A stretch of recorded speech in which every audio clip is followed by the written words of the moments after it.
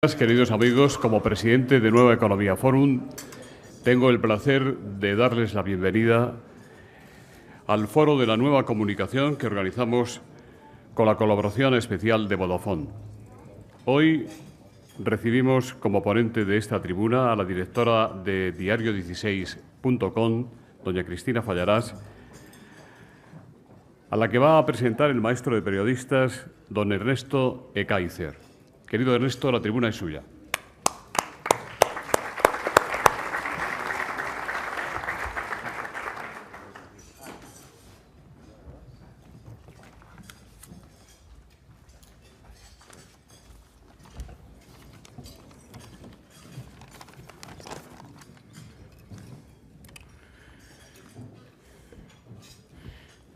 Buenos días.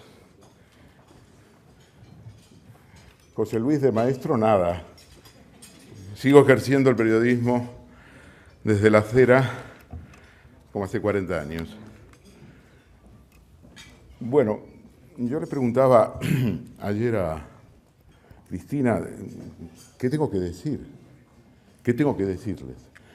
Pero la pregunta era, ¿qué tengo que decirles a muchos de ustedes que no sepan de esta aragonesa afincada en Barcelona primero y luego en Madrid?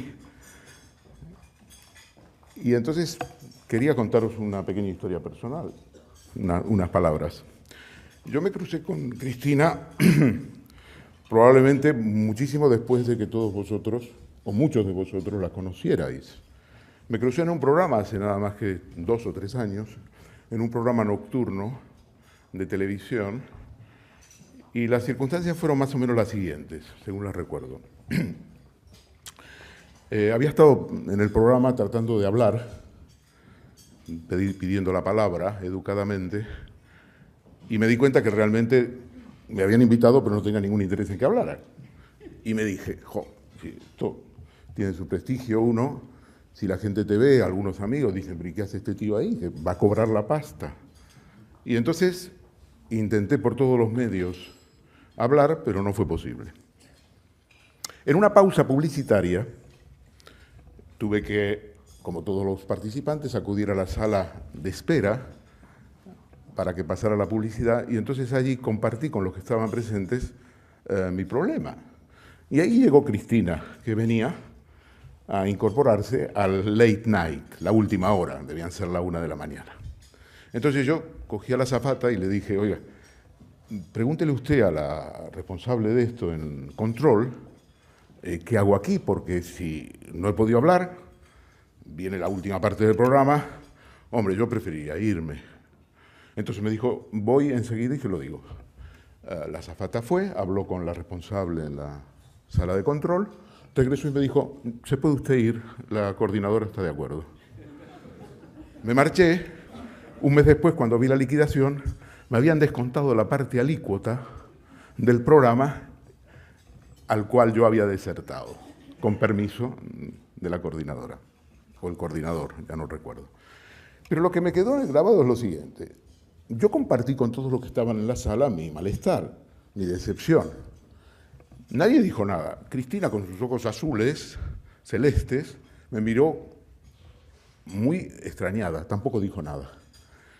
Cuando meses después compartimos ya de manera estable, o años después, una tertulia en este circo romano en que se ha vuelto a la tertulia política de televisión, comprendí por qué ella me miró en aquel momento. Probablemente ni lo recuerde, ni recuerde este incidente porque jamás he vuelto a hablar con ella sobre esto. Pero claro, ¿quién podía impedir que Cristina hablara en un programa de televisión? Es decir, a ver, ¿cómo este timorato está diciendo que ha pedido la palabra y se marcha del programa porque no le dejan hablar? Comprendí efectivamente cuál era la esencia del carácter de Cristina.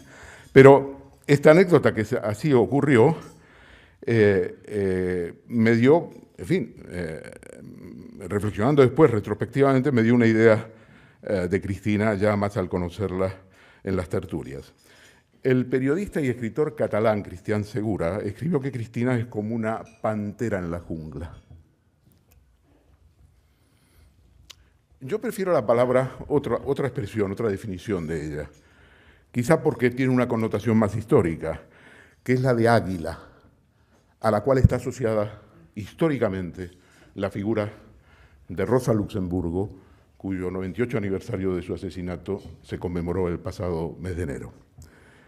Yo siempre llamo a Cristina Rosa Luxemburgo por su aspecto, por su tez blanca, por su pelo, el color pelirrojo de su cabello, y Rosa Luxemburgo era de tez blanca, era polaca de nacimiento y tenía el pelo pelirrojo.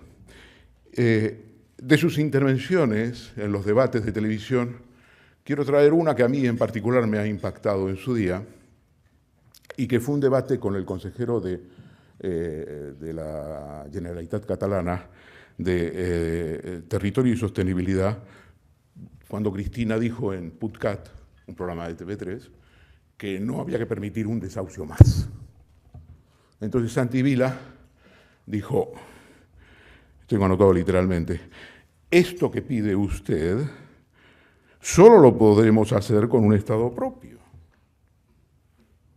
Es un latiguillo que ya conocemos para los desahucios y para lo que sea. Y ella dijo, no me venga con el Estado propio, por favor. Pues en este pequeño debate se concentra uno de los grandes problemas de debate de la España de hoy, que es la exigencia de referéndum y la separación de Cataluña.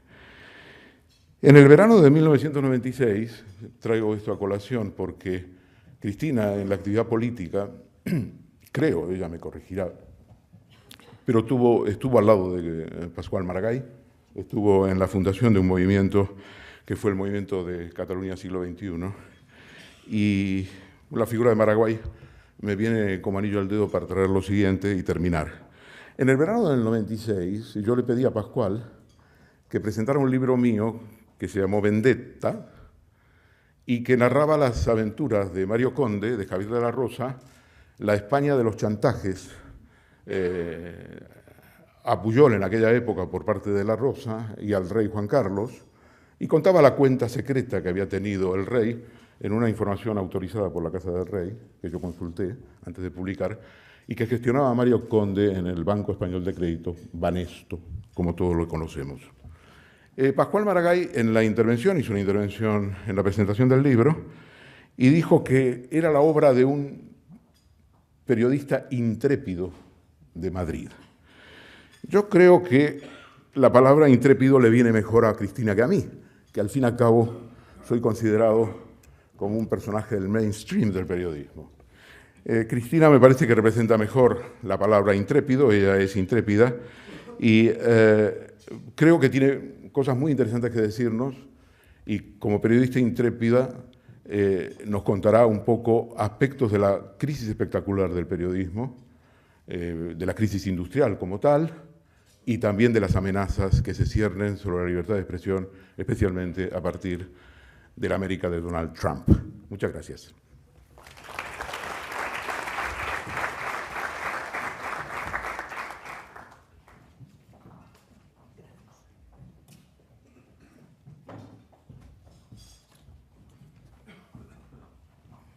Me cojo las gafas y no veo nada. Muy buenos días. Muchísimas gracias por estar aquí haciéndonos compañía en un momento especialmente extraño en los medios de comunicación. Voy a hablar de los medios de comunicación. Miguel Ángel Rodríguez, Antonio San José me han dicho que se habían puesto corbata morada porque sabían que yo iba a hablar de feminismo. Probablemente sea una de las primeras veces que yo hablo en público y no hablo de feminismo, porque el simple hecho de estar aquí de pie ante todos ustedes es un acto feminista. En cualquier caso, voy a hablar de periodismo, que es lo que nos compete, y por lo tanto voy a hablar de política. En este momento estamos viviendo una de las mayores revoluciones que se han vivido en los últimos 5 siglos, y no exagero. Me permitirán que empiece hablando de la imprenta, porque todos ustedes y yo misma estamos aquí gracias a la imprenta. Sin la imprenta, ninguno de ustedes ni yo estaríamos aquí. No los periodistas, tampoco los políticos, ni los empresarios, ni los médicos, ni las doctoras. Nadie estaría aquí si no fuera gracias a la imprenta. Y como buena directora de un diario digital, diario16.com, empezaré hablando de la imprenta. Porque la imprenta supuso 3 cambios esenciales en lo que somos nosotros hoy. El primer cambio en la imprenta permitió que el conocimiento saliera de los monasterios, saliera de los castillos y se difundiera, se popularizara y llegara a la gente. Eso es esencial para ser lo que somos. ¿Por qué? Primero, porque permitió la posibilidad de que nacieran los medios de comunicación. Sin la imprenta es imposible pensar en los medios de comunicación. Y segundo, porque gracias a eso permitió que existiera la democracia. La democracia es absolutamente impensable sin la circulación libre de conocimiento. Ahora contaré el tercer paso, pero en este momento estamos viviendo una revolución que está cambiando nuestra manera de hacer circular el conocimiento y, por lo tanto, está cambiando la democracia, la manera de entender la política y los medios de comunicación. Nadie crea que los medios de comunicación que estamos viendo ahora serán los mismos dentro de apenas 5 años. No tendrán absolutamente nada que ver. Así que la imprenta cambió los medios de comunicación, los hizo posibles, cambió la posibilidad de la democracia como la entendemos hoy, que no tiene nada que ver con la democracia griega, y cambió la novela. Apareció la novela moderna. La novela parece que es una bobada, parece que no tiene nada que ver con la política o con los medios de comunicación y es absolutamente falso. Cuando nace la novela moderna, nace la posibilidad de relatarnos de manera compleja y de que ese relato que hacemos de nosotros mismos y del mundo que vivimos quede para los demás. Nosotros sabemos cómo se vivía en ciertos siglos, en ciertos momentos, qué costumbres había, cómo era el papel de la mujer, cómo eran las relaciones sexuales, cómo era todo, gracias a la novela. Y eso también ha cambiado y es bestial. Déjenme hacer un paréntesis ahora porque les voy a explicar lo que es el periodismo. Ya sé que todos lo sabemos, pero voy a poner una puntualización porque creo que es importante. El periodismo, como saben todos los periodistas aquí y como saben normalmente la persona informada, no consiste en absoluto en informar de la realidad a los ciudadanos. De hecho, ¿qué es la realidad? No consiste, por supuesto, en informar de lo que sucede a los ciudadanos.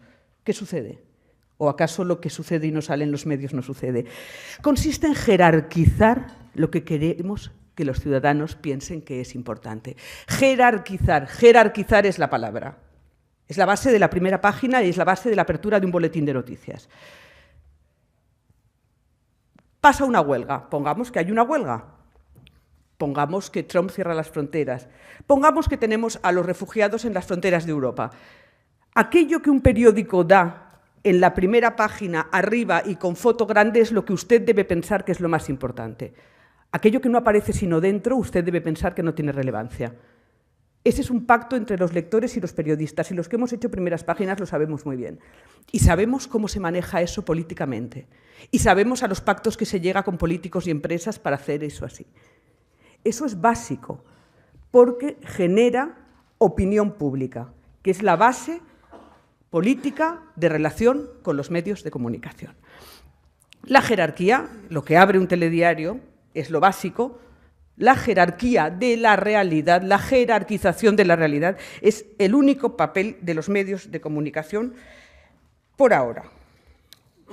De manera que algo deja de existir si no sale en primera página. Llevamos varios días viendo en primera página las manifestaciones en los aeropuertos de Estados Unidos, llevamos 3 días viéndolas, porque va a cerrar las fronteras Trump, si le permiten. A las puertas de Europa hay cientos de miles de refugiados cuyos niños se mueren de frío. Y como no salen las primeras páginas de los periódicos, no nos importa un pito. Eso se llama jerarquizar la realidad. Pero ¿qué pasaría si dejaran de existir las primeras páginas de los periódicos, si dejáramos de darle al lector o al televidente, al telespectador, si dejáramos de darles esa primera página, esa jerarquía? Bien, saltaría todo por los aires. Pero no hace falta pensar en un futuro porque eso ha sucedido, solo que no lo estamos viendo. Eso ya ha sucedido. Y ha sucedido y significa un cambio radical de las relaciones entre los políticos, los empresarios y los medios de comunicación. Porque sin esa primera página, sin esa apertura de los telediarios y de las radios, sin sobre todo las primeras páginas de los periódicos, la relación entre los políticos y los medios de comunicación cambia radicalmente.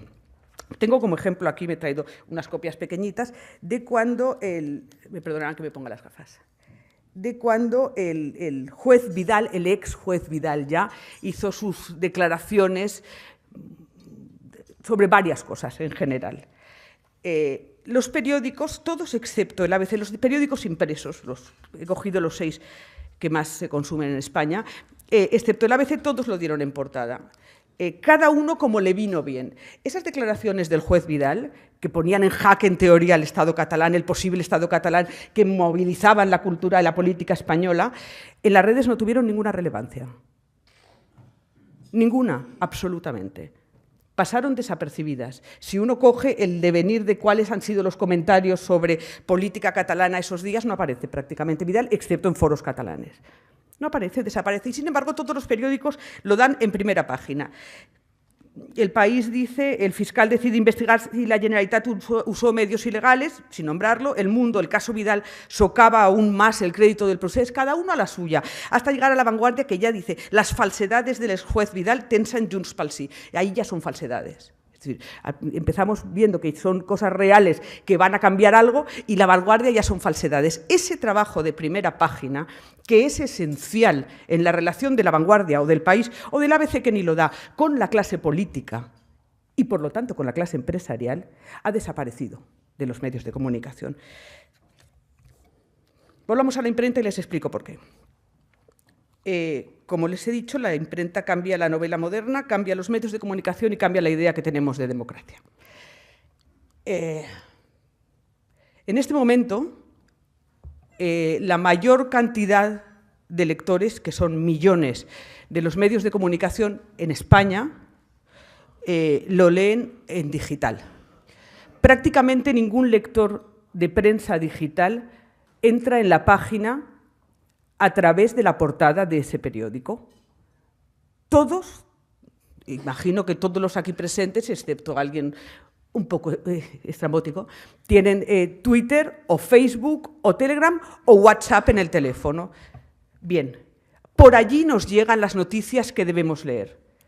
Igual que antes la palabra era jerarquización de la realidad, la palabra aquí es prescriptor. Nosotros no leemos ya las noticias en el orden en el que nos las ofrecen los medios de comunicación. De hecho, no nos importa nada.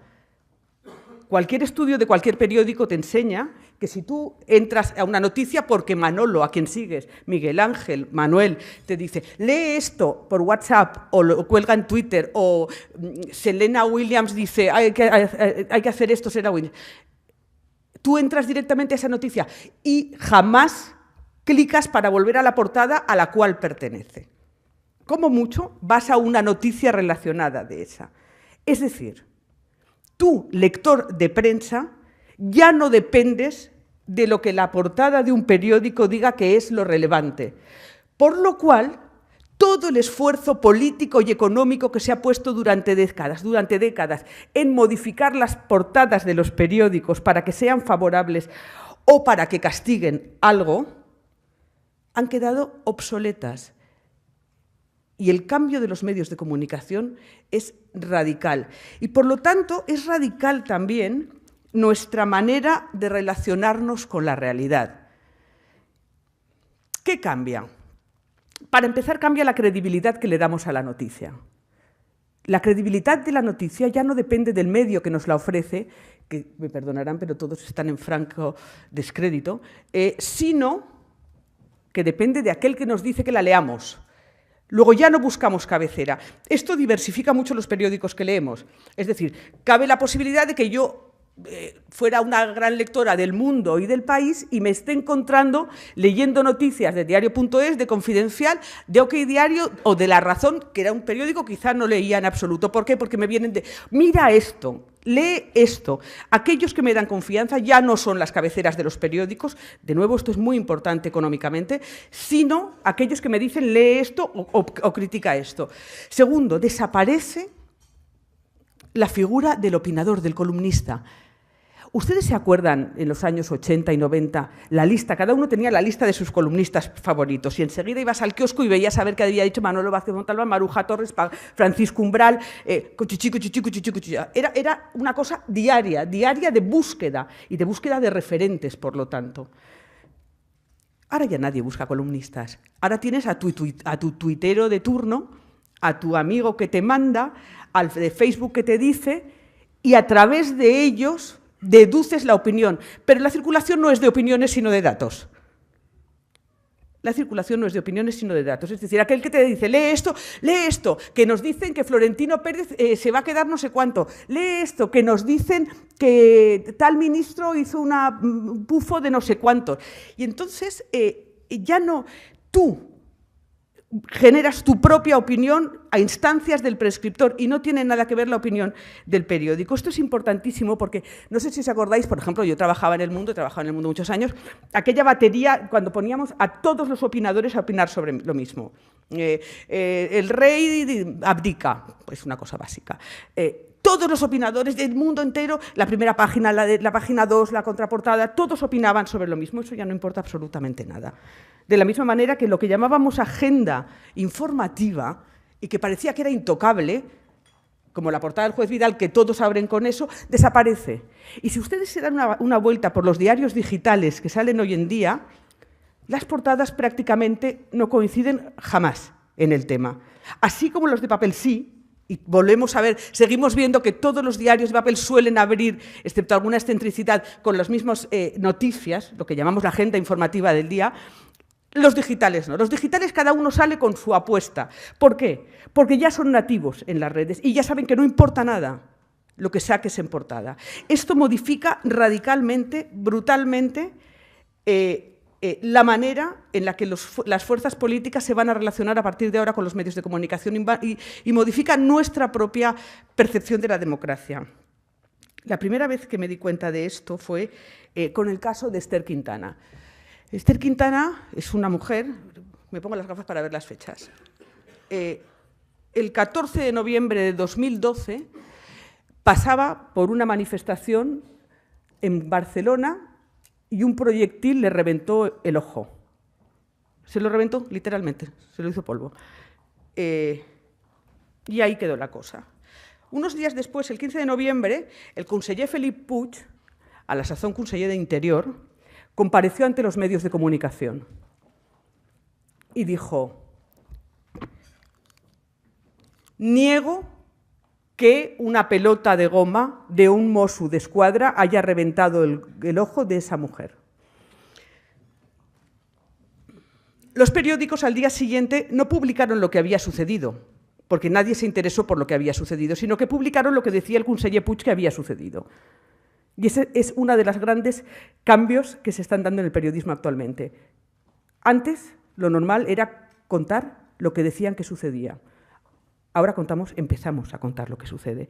Bien, Esther Quintana, el 29 de noviembre, 15 días después, compareció y dijo: mire, yo no sé qué tipo de proyectil era, no sé si era una pelota de goma o no, pero yo soy una señora muy seria, he perdido mi ojo y le aseguro que los Mossos d'Esquadra hicieron eso. El 3 de diciembre, Puig volvió a comparecer ante los medios de comunicación, yo estaba allí, y volvió a decir: niego que una pelota de los Mossos d'Esquadra reventara el ojo de Esther Quintana porque no había Mossos d'Esquadra en ese lugar. Y toda su argumentación se centró, la suya y la del jefe de los Mossos d'Esquadra, en demostrar que no había Mossos d'Esquadra en ese lugar, en ese momento. El 6 de diciembre, 3 días después, una asociación llamada SICOM colgó un vídeo en Internet y lo hizo circular por YouTube. Un vídeo donde se veía que en ese preciso lugar donde el conseller decía que no había Mossos d'Esquadra, había Mossos d'Esquadra. Y no solo eso, sino que se podía localizar al Mossos d'Esquadra que estaba disparando el proyectil de goma a la hora exacta a la que a Esther Quintana le reventaron el ojo. Aún así, el 13 de diciembre, Puig volvió a comparecer por tercera vez negando el proyectil de goma y ya fue la risa. Y tuvo que dimitir el jefe de los Mossos d'Esquadra porque él alegó que le habían engañado. Bien, lo importante no es si le habían engañado o no. Lo importante ni siquiera es la mentira del conseller. Lo importante es que los medios de comunicación no señalaron lo que había sucedido, sino lo que el conseller decía que había sucedido. Y la realidad, a través de las redes sociales, corrigió al periodismo.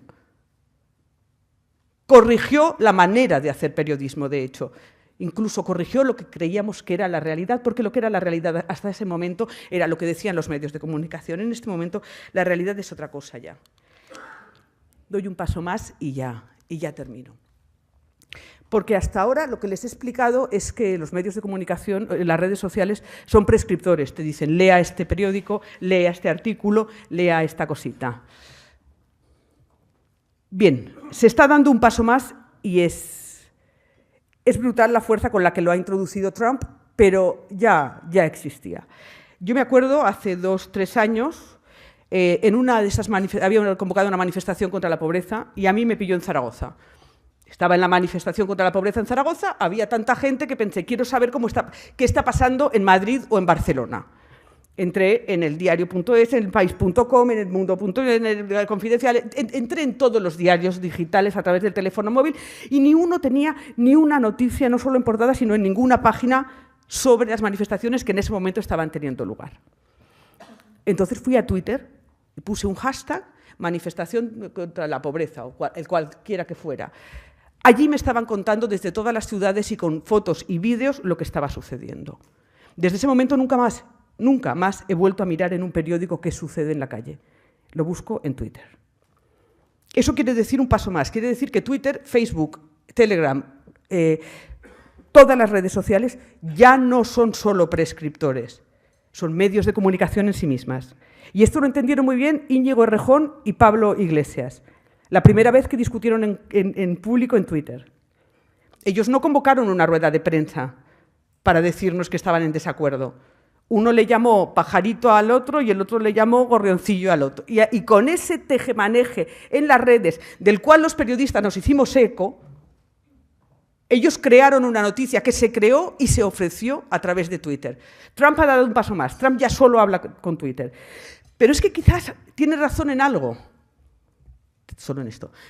El papel del periodista como intermediario entre la administración pública y sus administrados ha quedado obsoleto.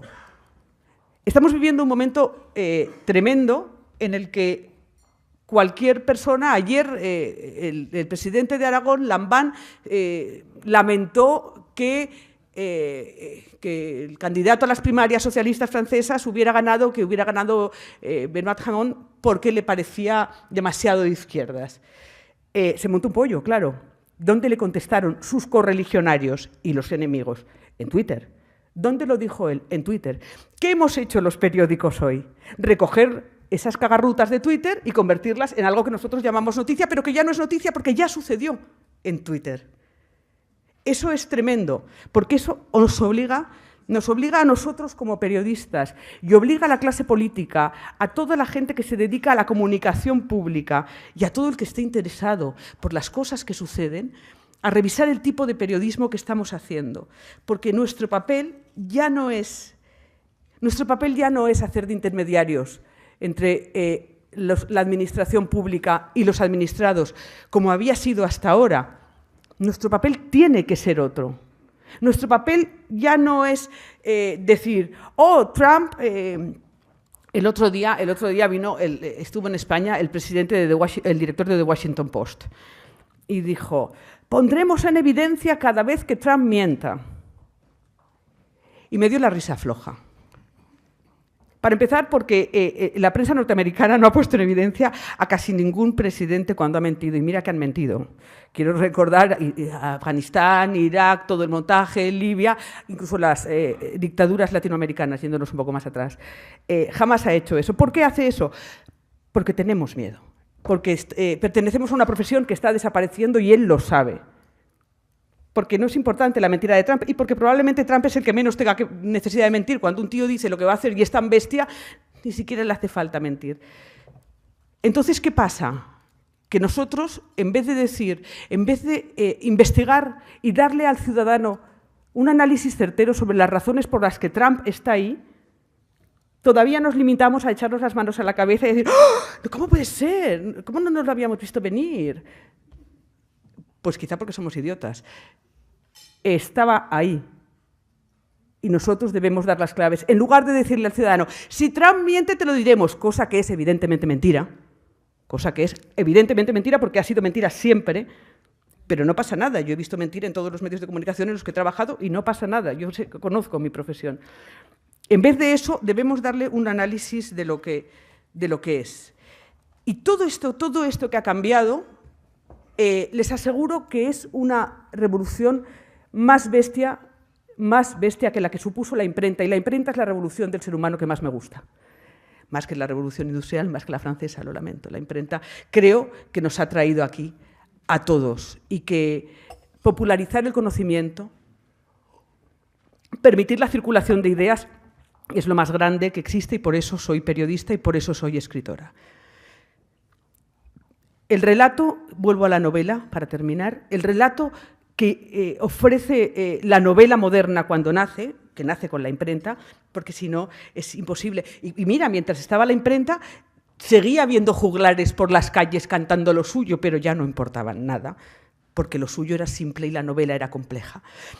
En este momento, yo sigo siendo novelista, este año tengo que publicar una novela nueva, y siempre pienso, ¿y por qué va a leer a alguien lo que yo me invento? En este momento hay cientos de millones, miles de millones de personas contando su vida, su historia, relatándose en directo día a día y con sus vergüenzas al aire. ¿No es eso más importante, más interesante, más sorprendente que lo que yo pueda construir en una narración de ficción? Esa pregunta hay que trasladarla al periodismo. Ojo con lo que está sucediendo, porque el cambio que está viniendo a través de las redes, en los medios de comunicación, no solo va a modificar el periodismo, va a modificar nuestra democracia y la manera en que los políticos se relacionan entre ellos y con los ciudadanos. Debemos estar un poco alerta. Por eso yo me alegré tanto cuando Manuel Domínguez Moreno, el editor de diario16.com y el inventor, el creador, el autor de esta nueva etapa, me ofreció dirigir Diario 16. No como dicen también, porque como eres una mujer y hay tan pocas mujeres, pues también, estupendo. Y gracias por las corbatas moradas.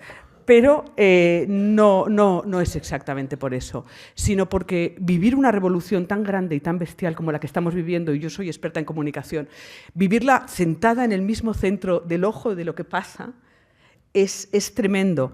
Y por eso creo que es importante tomarnos esto que está pasando con más inteligencia que prisa. No que la empresa prisa, más inteligencia que prisa. Una de las características de los medios de comunicación digitales es la prisa. Nada peor que la prisa para funcionar bien, para dar las noticias como deben darse y para hacer lo que creo que la prensa tiene que hacer, que es volver a poner en marcha la circulación de ideas de una manera distinta y respetando, en este caso, la participación de los ciudadanos. Quiero, por fin, dar las gracias de nuevo a Manuel Domínguez, a todo el equipo de Diario 16, sin el cual yo no podría hacer esto en absoluto, a Ernesto Ekaizer, que es uno de mis amores del alma, y que me lo encuentro en las tertulias y a veces nos miramos y pensamos, ¿en qué circo estamos? ¿En qué circo estamos? En el circo de la comunicación. En el circo de la comunicación que cada vez es más espectáculo. Y creo que nuestro papel en la comunicación es ir limando esa parte espectacular que tiene y que han puesto desde Trump hasta el otro día Lambán o Pablo Iglesias Errejón, etcétera, y que pervierte lo que la comunicación es. Tomárnoslo con calma y sentarnos a esperar y ver qué pasa, porque no podemos, yo no sé qué va a pasar. A veces me dicen, bueno, tú dices esto, ¿qué va a pasar a partir de ahora? No tengo ni pajolera idea, ni ustedes tampoco. Cuando uno está en el centro de una revolución, cuando uno está en el centro de las cosas que suceden, es imposible alejarse y mirarlas. Lo único que puedes hacer es ir con calma para no subirte a la primera silla que da vueltas. Ir con calma e ir trabajando y estar siempre, como debe ser para el periodismo, al servicio de los ciudadanos. Muchísimas gracias.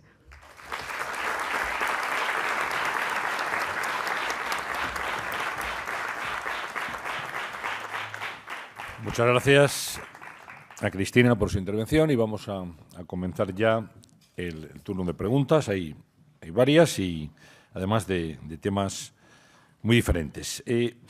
Cristina, diriges un digital que tiene una de las marcas más emblemáticas, más prestigiosas del periodismo de este país, Diario 16. Fue uno de los medios fundamentales en la transición, en el advenimiento de la democracia en España. ¿Qué importancia le das justamente a eso, a la marca, en un territorio en el que hay más de 525 medios digitales en este momento en España? Es fundamental, es fundamental. Primero por una razón evidente. La marca te da prestigio. Diario 16 es una de las marcas con más prestigio en España. Te contaré una cosa. Yo cuando fui, me pidieron en Diario 16, antes de ofrecerme la dirección, que fuera a la toma de posesión del nuevo presidente de los saharauis, de los campamentos ocupados. Yo llegué, había muchos medios de comunicación de distintos sitios y era un barullo en aquel aeropuerto en Tinduf, que todo el mundo llega, y llega un avión o no llega y no sabes de dónde te van a meter. Y dije, perdón, vengo de Diario 16. Y se hizo un silencio y vino un señor y me dijo, pase usted delante. Y me pasó directamente al avión. Quiero decir, el recuerdo de marca es tremendo. Pero ¿sabes qué es lo más importante? Lo más importante es que eso exige una responsabilidad, tanto mía como de todos los redactores y de todo el equipo que trabaja tremenda, porque estar a la altura de lo que fue Diario 16 no te permite hacer tonterías, no te permite correr e inventar algo corriendo. Lo que te permite es eliminar la exhaustividad y empeñarte en la calidad. Muchas veces en prensa, y sobre todo desde lo digital, nos empeñamos en dar muchas noticias. Bobada. Porque la mayoría de la gente que entra a un digital no pasa de la tercera pantalla, ya se lo advierto. Pero en cualquier caso, lo más importante es que cuantas más noticias das, menos calidad tienen. Sin embargo, yo creo que la marca de Diario 16 nos exige una calidad y una forma de trabajar que elimina esa exhaustividad y dice, vamos a centrarnos en lo que consideramos esencial, eje de lo que queremos contar. Te preguntan desde varios lugares ¿qué opinión tienes de las primeras medidas de la presidencia de Donald Trump? Solo lleva 11 días, aunque parece que lleva más. Me parece que son... no sé si... igual no es muy popular lo que digo. Me parece que son un retrato de lo que somos todos nosotros. Me parece que ponen en evidencia lo que somos todos nosotros. Me parece que es como la caricatura de lo que pasa en Europa, llevada a lo barroco. Nos sorprendemos porque Trump no deja entrar a la gente, tenemos una valla en Melilla y tenemos a los refugiados muriéndose de frío en las fronteras. Nos sorprendemos porque niega la entrada a ciertos países y nosotros también la vetamos. Nos sorprendemos por cosas que llevamos haciendo mucho tiempo. Nos sorprendemos porque denosta a la clase pobre. Nosotros también estamos creando una pobreza en Europa bestial. El problema de Trump, el problema bestia, es que él lo enuncia. Es muy grave esto. Porque digamos que nuestros políticos lo hacen sin enunciarlo, o nosotros como sociedad lo permitimos sin enunciarlo. Sin embargo, al enunciarlo se da un paso que es mucho más grave y mucho más peligroso. Es como cuando dices, bueno, esta sociedad es racista, sí, pero no es lo mismo que sea racista a que alguien diga hay que matar a los moros o hay que matar a los gitanos. Cuando se da ese paso, se da un paso que luego es muy difícil dar marcha atrás. Bien, Trump ha dado ese paso y ese paso es difícilmente reversible y es horroroso, me parece terrible, es una idiotez decir, me parece terrible porque es evidente. Ahora, que nadie se rasgue las vestiduras, porque aquí pasa lo mismo y nos estamos callandito. Y cuando, insisto, cuando veo muchas imágenes de los aeropuertos llenos de gente protestando porque van a impedir la entrada pienso, bueno, ¿y dónde están las imágenes de la frontera con Grecia, con Siria, etcétera? Claro, en el fondo es como el paso del gótico al barroco. Sencillamente se ha dado un poco de vuelta a la columna y vamos cada vez a peor y a más recargado. Hoy los medios de comunicación publican los planes del Gobierno de Cataluña para adelantar el hipotético referéndum incluso al verano o antes del verano, en lugar de final de año. Usted, que conoce bien la realidad política catalana, ¿qué opinión le suscita todo esto? Yo en parte salí de Cataluña porque me ahogaba. Es una cosa que la he dicho varias veces y no me pesa decirla. Sin embargo, tengo dos opiniones muy claras. La primera, que si el pueblo catalán necesita y quiere y requiere decidir, y es tan abrumadora la cantidad de gente que quiere un referéndum como el 80%, que es la cifra que se maneja, deberían tener su referéndum. Sin embargo, creo que tienen prisa porque hay una izquierda ligada a lo que llaman ahora los comunes, hay una izquierda ligada a lo social y a la pobreza que está ganándoles por la mano. Es decir, lo que hizo el independentismo catalán de unirse al post-pujolismo y a ciertos nexos con partidos que tenían una historia de corrupción no les beneficia. Y cuanto más tiempo pase, menos les beneficiará, porque esta otra gente ligada a la izquierda de los comunes, a Podemos, a Iniciativa per Catalunya, etcétera, va cogiendo fuerza naturalmente, además. ¿Le augura futuro al proyecto político que intenta liderar Ada Colau? Sí. Sí, no lo calificaré porque no lo tengo claro. Todavía no lo tengo muy claro. Le auguro futuro desde el momento que es el único que cuando habla sobre las personas parece conocer lo que les sucede a las personas. Esto es básico. Me acuerdo, anteayer, Susana Díaz se fue a inaugurar un centro social o un centro popular, una casa del pueblo, en Ayamonte, y dijo: los ciudadanos quieren que hablemos de ellos. Se paró y dijo: y saben que somos capaces. Ostras, como si pudieran no ser capaces. Es decir, que un político diga: y saben que somos capaces de hablar de ellos, me parece tremendo. Bien, le auguro futuro porque creo que Ada Colau es capaz. Quiero recordar que Ada Colau llevó a cabo uno de los mayores movimientos sociales, políticos y económicos de este país, que fue la PA y la movilización contra los desahucios. Y no lo hizo desde las instituciones públicas porque no la apoyaron, y no lo hizo desde los partidos políticos porque tampoco la apoyaron. El hecho de que haya optado a la alcaldía me parece interesantísimo, más allá de que me guardo mi opinión sobre ciertos temas.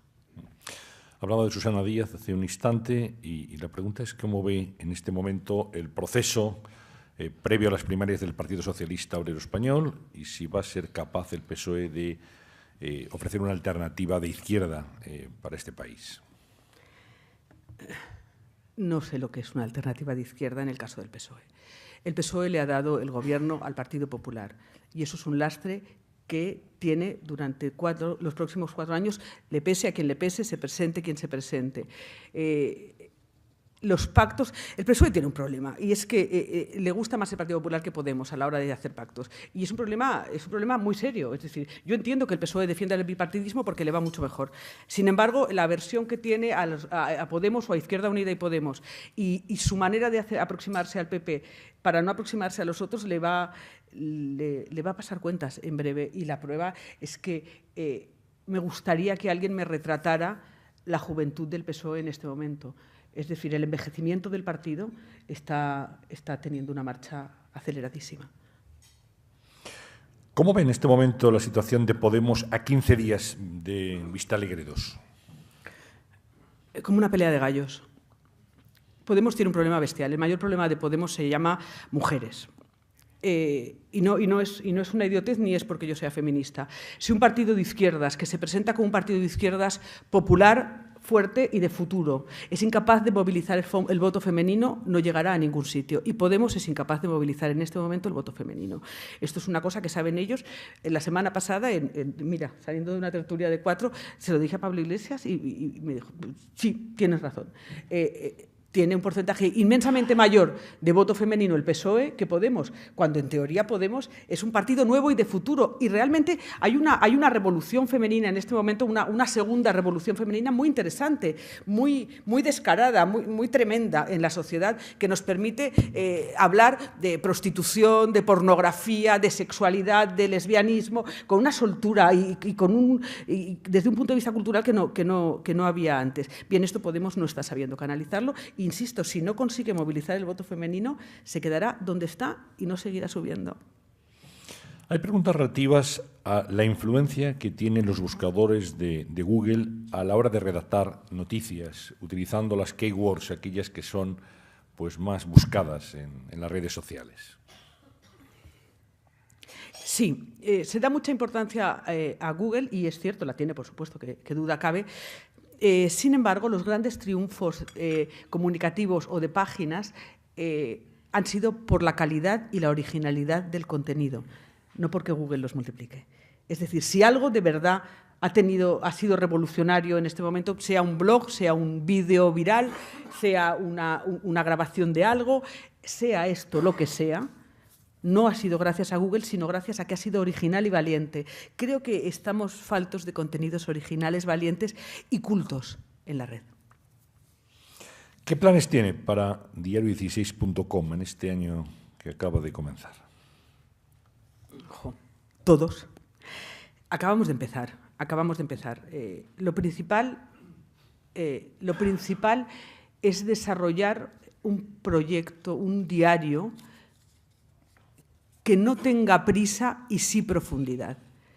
Es decir, ofrecer una nueva manera de ver la realidad que por su originalidad o por su profundidad se gane un puesto entre el resto de diarios. No me interesa la cantidad de noticias, no nos interesa la cantidad de noticias que podemos dar.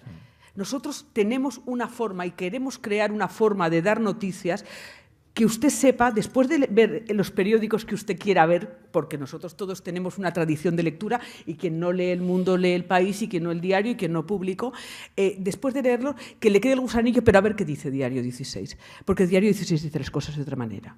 Un ejemplo, mira, el otro día estaba en la universidad y me hicieron una pregunta sobre por qué dábamos las noticias sobre los crímenes machistas tan grandes. Hay feministas y hay medios feministas que incluso son partidarios de no darlas en absoluto. Bien, yo les dije que lo que me da vergüenza es que el resto de periódicos no las dé tan grande. Creo que si tenemos un problema político, no doméstico, político, no de sucesos, en España, es que los hombres matan a las mujeres, a las que consideran suyas, y hay un humus machista que no solo lo permite, sino que lo celebra, por ejemplo, en los campos de fútbol. El asesinato, y nosotros en este país lo sabemos muy bien, el asesinato, cuando responde a un patrón que se va aplicando mes a mes, día a día, semana a semana, es imperdonable y es político. No entiendo cómo cualquier medio de comunicación considera superior las declaraciones de un presidente de gobierno al asesinato de una mujer que ya es la X en lo que va de año. Pero además hay una trampa ahí, porque cada enero ponemos el contador a cero, y eso es una trampa. Porque nosotros llevábamos X muertas en 2016, y resulta que el 3 de enero de 2017 asesinan a otra y es la primera asesinada. No, hijo, no es la primera asesinada, es la 754. El hecho de poner el contador a cero es una trampa informativa y es una trampa política que no debemos permitir. Bien, ese tipo de consideraciones sobre la realidad y por qué debemos dar las noticias y por qué otras noticias no deben darse, como por ejemplo ciertos anuncios políticos que tenemos claro que son una mentira y que no tienen ninguna relevancia. Es decir, a mí que Juncker diga «España va muy bien», francamente me importa un pito.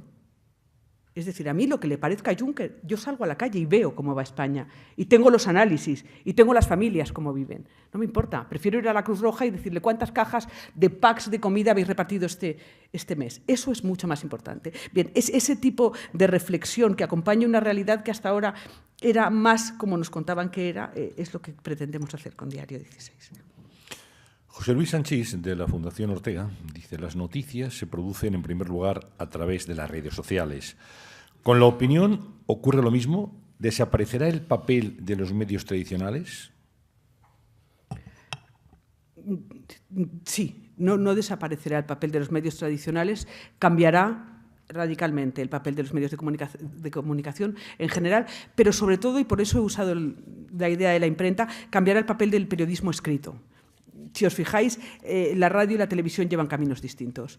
La prensa tiene un proceso industrial y de distribución que en el caso del papel está llamado a desaparecer sin duda, pero hace ya tiempo, además es deficitario.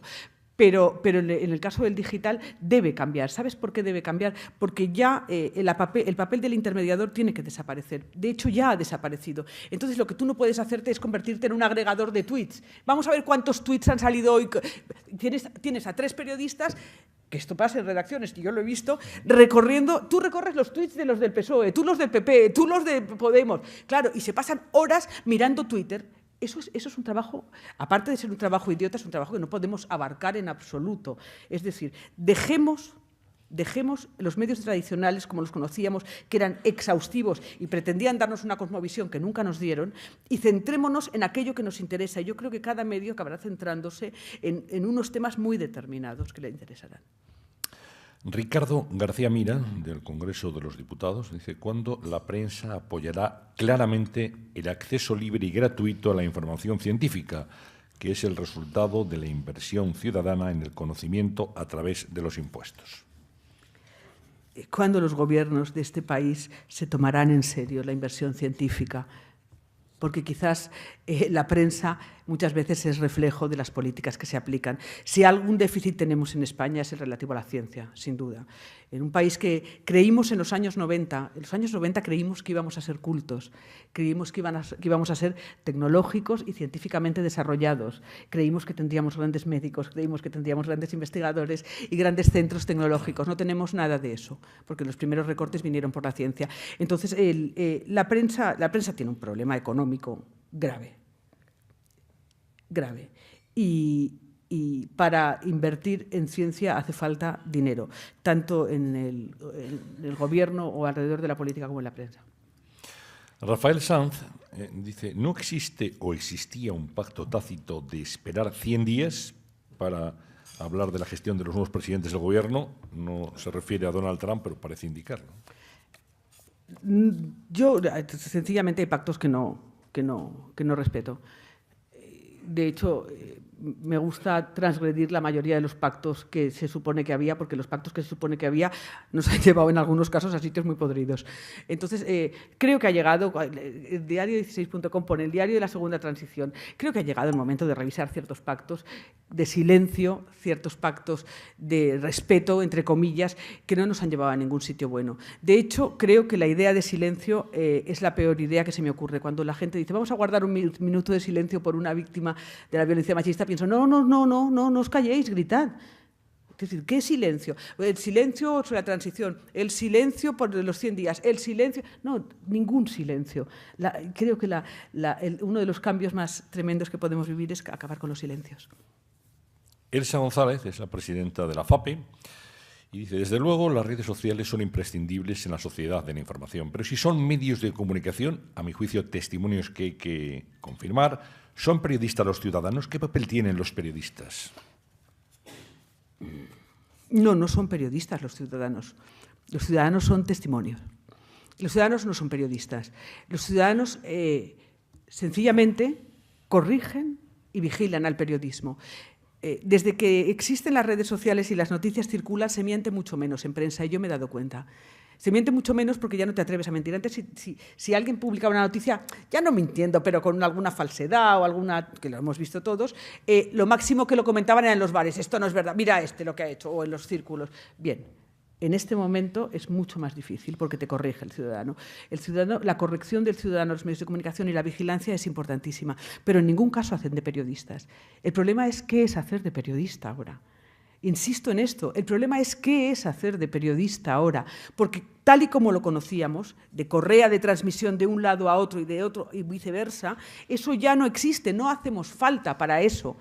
El político llega y lo cuenta en Twitter y el ciudadano le contesta, hasta el punto de que yo una vez puse un comentario sobre la presidenta de la Comunidad de Madrid en Twitter y me contestó en Twitter y pensé, estamos pervirtiéndolo todo, yo soy periodista y usted es presidenta, ¿qué hacemos corrigiéndonos y hablando en Twitter?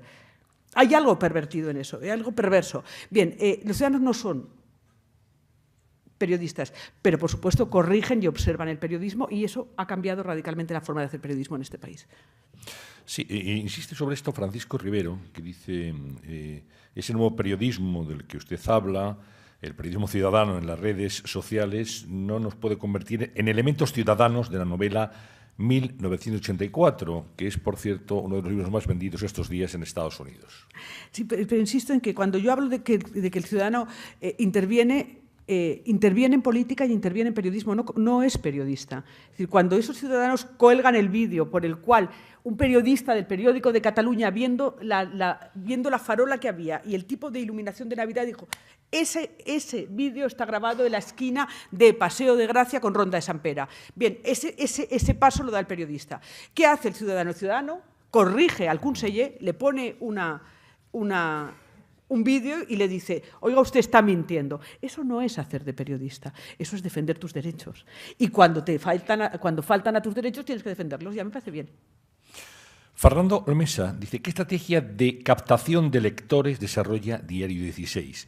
¿Qué relación mantiene con los poderes del Estado? Qué pregunta más larga de contestar. Son dos, incluso. Claro, la relación que mantenemos con los poderes del Estado es la misma que cualquier medio de comunicación. Recibimos su convocatoria y sus informaciones, las procesamos y las ofrecemos al público y a nuestros lectores. Captación de lectores. Antes de proponerse una captación de lectores como empresa y como método comercial, es muy importante tener un producto excepcional.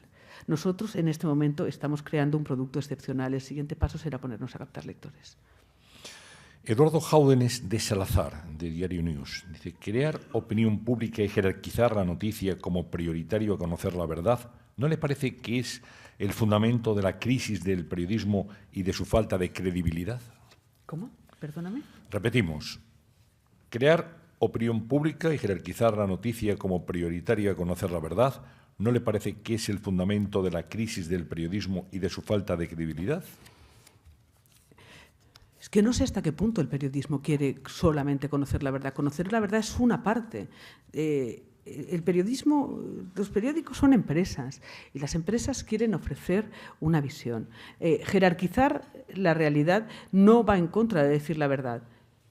Lo que tú no puedes decir la verdad sobre el mundo entero, porque, claro, no, es que usted se ha dejado Tanzania, sí, pero es que además se ha dejado Mongolia. Claro, ¿qué es la verdad sobre las cosas, sobre todas las cosas? Uno tiene que elegir aquello de lo que habla. Y en esa selección no hay falta de verdad, sino hay línea editorial. Bien, esa línea editorial es esencial. Y esa línea editorial y la jerarquización que sale de ella se llama periodismo. Es decir, en la elección de qué ofreces, porque no puedes ofrecer el mundo entero, en la elección de lo que ofreces ya hay una jerarquización. Y el siguiente paso es cómo lo ofreces. Pero, insisto, ya no es relevante eso. Bien, vamos con las últimas preguntas. Manuel Quiroga, de la Asociación Colegial de Escritores, dice: ¿a qué se debe el abandono total, dice en mayúsculas, de las noticias culturales en los medios digitales? No creo que haya un abandono de las noticias culturales en los medios digitales. De hecho, creo que hay un abandono de las noticias culturales en los medios de papel. Creo que los digitales, como tienen más espacio, dan muchísimo más contenido cultural que los medios impresos, como es normal. Otra cosa es que a alguien le pueda gustar más o menos el tipo de contenido que un medio u otro da, pero tú fíjate que los medios impresos están dedicando un par de páginas a las noticias culturales, a lo sumo 3, y en realidad de lo que estamos hablando es de espectáculo, no solo de cultura. Creo que la cultura es algo mucho más allá. Santiago Álvarez dice: ¿a qué público se dirige diario16.com? A todo el que quiera pensar. Yo creo que Diario 16 está diseñado como un medio para pensar, para conocer la realidad y ayudar a pensarla, para profundizar, no para solo enterarse. Es decir, no es un medio que va dirigido a quien quiere saber ya 4 cosas. No, es un medio que va dirigido a aquel que quiere pensar las cosas que ponemos sobre la mesa.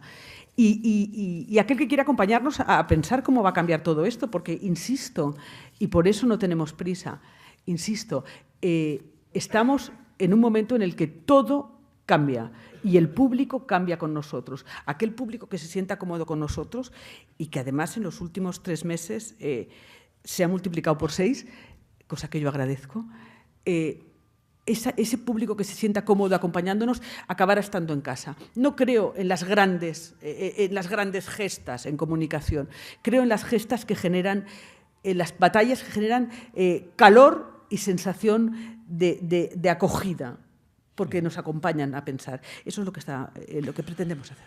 La última pregunta, polémica sin duda, la formula Pedro González, periodista, dice, ha venido a afirmar en su intervención que la democracia representativa está obsoleta, que lo que se lleva ahora es la relación directa entre administrador y administrados. ¿No cree que esa obsolescencia ya la certificaron en el pasado gentes como Hitler o Stalin y ahora otros como Castro y Maduro?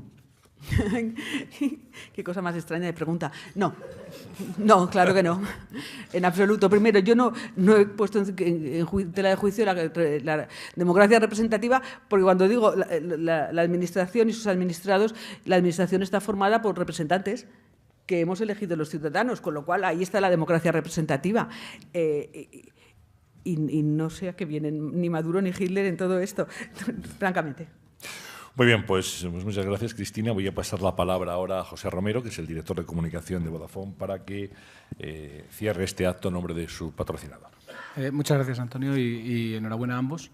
Yo creo que Ernesto, en su introducción, ya nos dio un poco el perfil, nos avanzaba el perfil de lo que era Cristina Fallarás, y no has fallado en absoluto. Es una mujer con una opinión fuerte, extrovertida, distinta, original, y yo creo que todo eso contribuirá al éxito, y mucha pasión, que yo creo que la pasión es esencial en cualquier proyecto que se aborda, y todo eso contribuirá al éxito de 16.com. Muchas gracias.